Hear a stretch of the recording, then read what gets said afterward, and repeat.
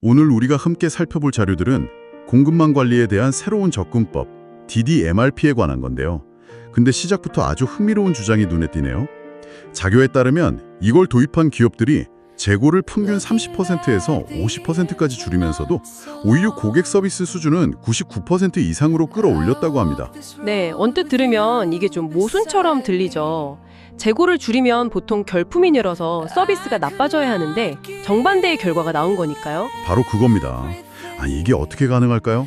자료를 더 보니까 더 충격적인 이야기가 나와요. 비결이 바로 예측을 포기했기 때문이랍니다. 아니, 예측 없이 어떻게 계획을 세우죠? 오늘 우리가 파헤쳐볼 질문은 바로 이겁니다. 어떻게 예측을 버렸는데 더 나은 결과를 얻을 수 있었을까? DDMRP가 그 마법의 열쇠라는데 한번 제대로 분석해보죠. 좋습니다. 그 마법의 비밀을 하나씩 풀어보시죠. 우선 자료들은 지금 우리가 뉴노멀이라는 시대에 살고 있다고 진단합니다. 사실 이 말은 좀 지겹게 듣긴 했어요. 변동성이 크고 복잡하다 뭐 그런 이야기인데 이게 공급망에서는 구체적으로 어떤 문제를 일으키는 건가요? 가장 대표적인 현상이 바로 채찍 효과, 즉 불윕 이펙트입니다. 자료에 나온 그래프를 보면 아주 명확한데요. 예를 들어 매장에서 어떤 음료수가 평소보다 딱 10개 더 팔렸다고 해보죠. 네, 이 작은 수요 변화 정보가 도매상, 물류센터, 제조업체, 부품 공급업체로 이렇게 거슬러 올라가면서 점점 부풀려집니다. 도매상은 요즘 잘 나가나 보네 하면서 20개를 더 주문하고 제조업체는 아예 100개를 더 생산하는 식으로요. 채찍의 손잡이를 살짝 흔들었을 뿐인데 채찍 끝은 엄청나게 크게 움직이는 것과 똑같죠. 그래서 결국 맨 끝에 있는 부품 업체는 있지도 않은 수요 때문에 공장을 밤새 돌리고 나중엔 그게 다 악성 재고가 되는 거군요. 정확합니다. 정보의 왜곡과 자재 흐름의 변동이 동시에 일어나면서 계획은 의미가 없어지고 공급망 전체가 혼란에 빠지는 거죠. 그래서 대부분의 기업들이 자료에 나온 그래프처럼 양극단의 고통을 겪습니다. 한쪽에서는 없어서 못 파는 결품, 그러니까 too little 때문에 고객을 잃고 다른 한쪽에서는 안 팔려서 창고에 쌓이는 과잉 재고 too much 때문에 돈이 묶이는 거죠. 자료에 따르면 무려 90%의 기업이 이 문제를 겪고 있다고 합니다. 와, 정말 심각하네요. 이 고질적인 문제를 풀기 위해 등장한 게 바로 DDMRP, 즉 수요주도 자재 소요량 계획이라는 거군요. 자료의 다이어그램을 보니까 이게 완전히 새로운 이론은 아닌 것 같아요. MRP, 린, 식스시그마, 제약 이론 같은 기존 방법론들이 다 연결되어 있네요. 맞습니다. 그게 DDMRP의 가장 큰 강점 중 하나예요. 허공에서 뚝 떨어진 이론이 아니라 수십 년간 검증된 좋은 방법론들의 핵심만 뽑아서 현실에 맞게 융합한 거거든요. 예를 들면 기존 MRP가 무엇이 얼마나 필요한가를 계산하는 강력한 계산 엔진 역할을 했다면 린에서는 낭비를 없애는 철학을, 그리고 제약 이론에서는 전체의 흐름을 막는 병목을 관리하는 지혜를 가져온 겁니다. 뭐랄까, 각 분야 최고들의 장점만 모은 어벤져스 팀 같은 거죠. 어벤져스라니, 비유가 재미있네요. 좋습니다. 그럼 이 어벤져스 팀이 어떻게 문제를 해결하는지 구체적인 전략을 살펴보죠. 자료에서는 핵심 원리를 포지션, 프로텍트, 풀 이 세 단어로 요약하고 있어요. 첫 단계가 포지션, 우리말로 하면 전략적 재고 포지셔닝인데요. 여기서 전략적 디커플링이라는 말이 나옵니다. 디커플링이면 뭔가를 분리한다는 뜻인데 공급망은 연결이 생명 아닌가요? 일부러 끊어낸다는 게 잘 이해가 안 되는데요. 아주 날카로운 지적이세요. 바로 그 끊어낸다는 개념이 핵심입니다. 아까 채찍 효과가 왜 생겼죠? 모든 게 너무 긴밀하게 연결돼서 작은 충격이 전체로 퍼져나갔기 때문이잖아요. 그렇죠. DDMRP는 이 연결고리들 중 가장 전략적으로 중요한 몇 군데를 의도적으로 끊어버리는 겁니다. 잠깐만요. 그래도 여전히 이상하게 들리는데요. 자료에 나온 그림을 보면 그 끊어진 지점에 재고 버퍼를 둔다고 되어 있어요. 이거 결국 공급망 중간중간에 재고를 더 쌓아두자는 말처럼 들리는데요. 이러다 전체 재고가 오히려 늘어나는 것 아닌가요? 현업에서는 재고는 악이다라고 배우는데 이건 그 가르침에 완전히 역행하는 것 같은데요? 바로 그 질문이 나올 줄 알았습니다.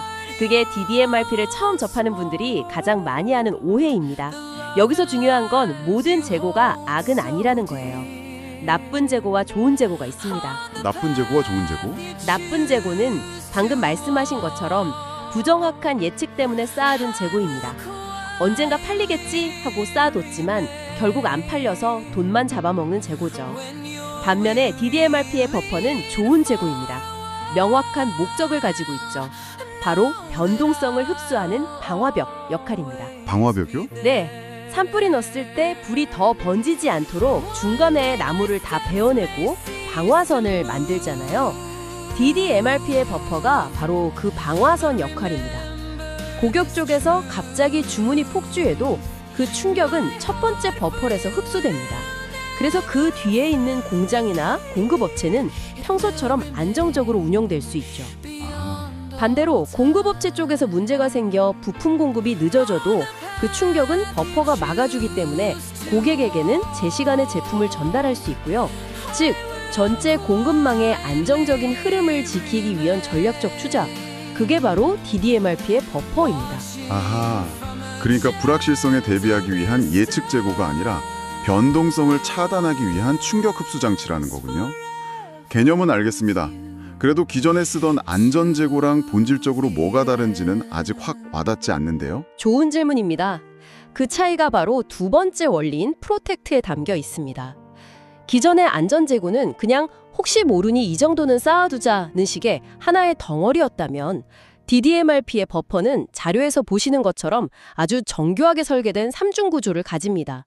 신호등을 생각하시면 쉬워요. 신호등이요? 네, 가장 아래에 있는 빨간색 영역은 정말 위급 상황을 위한 최후의 보루, 순수한 안전장치입니다. 이 영역을 침범했다는 건 심각한 문제가 생겼다는 뜻이죠. 그 위, 노란색 영역이 실제 수요에 대응하는 핵심 재고입니다. 주문이 들어오면 주로 이 노란색 재고가 빠져나가죠.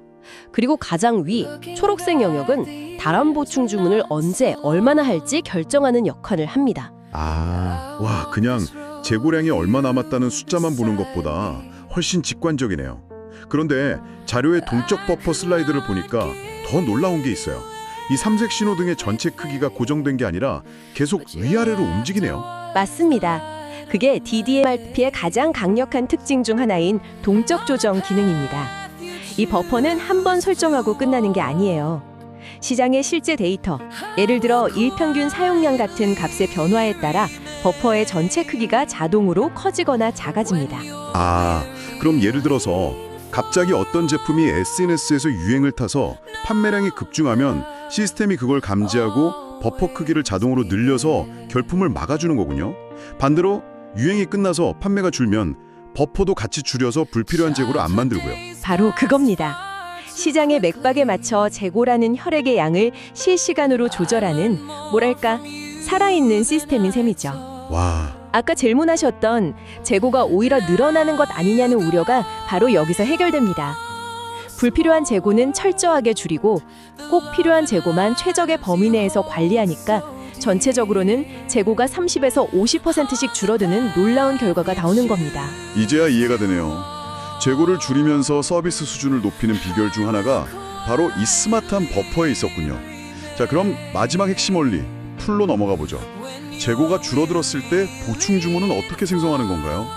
자료에 넷플로우 방정식이라는 게 나오는데 솔직히 수식이 나오니까 머리가 좀 아파오는데요. 현재고 더하기 발주 잔량 빼기 적격 주문은 넷플로우 포지션이다. 이게 대체 무슨 뜻이죠? 전혀 복잡하지 않습니다. 아주 상식적인 계산식이에요. 호스트 스피커께서 직접 예를 들어 보시면 금방 이해되실 겁니다. 그럼 제가 한번 해보죠. 예를 들어 제 창고에 제품이 100개 있어요. 이게 현재고. 그리고 공장에 주문해서 지금 오고 있는 게 50개 더 있고요. 이게 발주 잔량.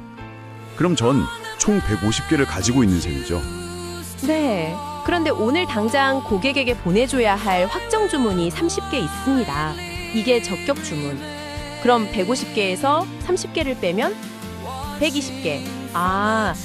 지금 저의 실질적인 재고 상태, 즉 넷 플로우 포지션은 120개라고 볼 수 있군요. 완벽하게 이해하셨습니다. DDMRP는 바로 그 넷플로우 포지션 숫자 하나만 봅니다. 그리고 규칙은 아주 간단해요. 그 숫자가 아까 말씀드린 삼색 버퍼 중에서 노란색 영역 아래로 떨어지면 시스템이 자동으로 재고 채워주세요 하고 초록색 영역 상단까지 보충하라는 주문을 생성합니다. 아하, 바로 이 지점이군요. 이게 기존 MRP와 근본적으로 다른 점이네요. 기존 MRP는 한 달 뒤, 세 달 뒤 수요가 어떨지 예측해서 미리 생산 계획을 짜는 푸시 방식이었잖아요. 그렇죠. 그래서 자료에서도 틀릴 수밖에 없는 숫자에 의존한다고 비판하고요. 그런데 DDMRP는 예측은 아예 쳐다보지도 않고 오직 오늘 확정된 실제 주문이라는 팩트에만 반응해서 필요한 만큼만 끌어당기는 풀 방식인 거네요. 그렇습니다. 불확실한 미래를 점치느라 에너지를 낭비하는 대신 명확한 현실에만 대응하는 겁니다. 이게 바로 수요 주도라는 이름의 의미죠.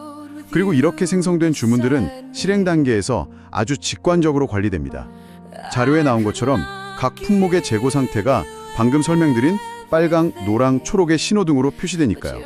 현장의 작업자나 구매 담당자는 수많은 보고서를 뒤질 필요 없이 그냥 빨간불 들어온 것부터 먼저 처리하자라고 명확하게 우선순위를 정할 수 있습니다. 정말 혼란과 스트레스가 확 줄어들겠네요. 좋습니다. 포지션, 프로텍트, 풀. 이 세 가지 원리가 어떻게 맞물려서 예측 없이도 공급망을 더 똑똑하게 만드는지 이제 그림이 명확하게 그려집니다. 처음엔 재고를 50%나 줄이면서 어떻게 서비스 수준을 높이는지 말이 안 된다고 생각했는데 이제는 그게 어떻게 가능한지 알 것 같아요. 네, 다시 한번 정리해보면 DDMRP가 가져오는 비즈니스 효과는 크게 세 가지로 요약할 수 있습니다. 첫째, 서비스 수준 향상입니다. 전략적인 버퍼가 예상치 못한 수요나 공급 변동을 다 막아주니까 고질적인 결풍 문제가 사라집니다. 고객이 원할 때 항상 물건이 있으니 고객 만족도와 신뢰는 당연히 올라가죠. 그리고 두 번째는 앞서 이야기 나눴던 재고 최적화네요. 틀릴 수밖에 없는 예측에 기반한 나쁜 재고는 싹 걷어내고 시장 상황에 따라 동적으로 움직이는 좋은 재고만 최적의 범위 내에서 관리하니까 과잉 재고 문제도 해결되고요. 정말 두 마리 토끼를 다 잡는 셈이네요. 맞습니다. 그리고 이 두 가지 효과가 만들어내는 자연스러운 결과가 바로 세 번째, 비용 절감입니다. 재고가 없어서 비싼 돈 주고 비행기로 긴급 운송할 일이 없어지고 긴급 운송비 절감. 네, 그리고 재고가 너무 많아서 창고에 쌓아두다 유통기한이 지나버리는 일도 없어지죠. 폐기 비용 절감이고요. 공급망 전체의 비용 구조가 아주 건강하게 바뀌는 겁니다. 정리하자면 DDMRP는 변동성이 일상화된 뉴노멀 시대에 예측이라는 뜬구름을 쫓는 대신 실제 수요라는 땅에 발을 딛고 공급망의 건강한 흐름을 되찾아주는 아주 현실적이고 강력한 방법론이군요. 그렇죠. 마지막으로 자료에 인용된 한 문장이 아주 의미심장하게 다가옵니다. MRP의 창시자 중 한 명인 조셉 오리키가 1975년에 이런 말을 남겼어요. 자재 소요량 계획, 즉 MRP는 새로운 삶의 방식이 되었고 미래에도 그럴 것이라 의심치 않는다. 와, 50년 전의 말인데 대단한 자신감이네요. 그렇죠. 그런데 어떻게 보면 DDMRP는 그의 말을 부정하는 게 아닙니다. 오히려 50년 전에는 상상할 수 없었던 지금과 같은 극심한 변동성의 시대에 맞게 오리키의 비전을 진정으로 완성시킨 미래를 위한 검증된 경로라고 해석할 수 있어요. 기존 MRP의 강력한 계산 엔진은 그대로 활용하되 그 예측 의존성이라는 치명적인 약점을 보완해서 현실에 맞게 진화시킨 형태니까요. 오늘 DDMRP라는 개념을 통해 공급망 관리의 패러다임이 어떻게 바뀌고 있는지 깊이 있게 살펴봤습니다. 정말 많은 것을 생각하게 하네요. 마지막으로 이런 질문을 한번 던져보면서 마무리하면 어떨까 합니다. 이 자료에서 설명하는 DDMRP 같은 시스템이 성공적으로 도입된다면 공급망 관리를 담당하는 사람들의 역할은 과연 어떻게 바뀔까요? 정말 흥미로운 질문이네요. 아마도 매일같이 처지는 결폰 문제, 긴급 발주 요청을 처리하느라 정신없는 소방수 역할에서 벗어날 수 있을 겁니다. 시스템이 단순하고 반복적인 계산과 주문은 다 알아서 해주니까요. 대신 이들은 시스템이 보여주는 명확하고 직관적인 데이터를 보면서 한 발 물러서서 더 큰 그림을 그리는 전략가로 변신할 수 있겠죠. 우리 공급망 전체의 진짜 병목 지점은 어디인지, 버퍼 레벨을 어떻게 조정해야 더 효율적인지, 어떤 공급업체와 협력을 강화해야 할지 같은 훨씬 더 가치 있는 문제에 집중하게 될 겁니다. 기술의 도입이 사람의 일을 빼앗는 게 아니라 오히려 사람을 더 사람답고 창의적인 일에 집중하게 만들어준다는 거군요. 오늘 분석이 여러분의 비즈니스에도 새로운 영감을 주었기를 바랍니다.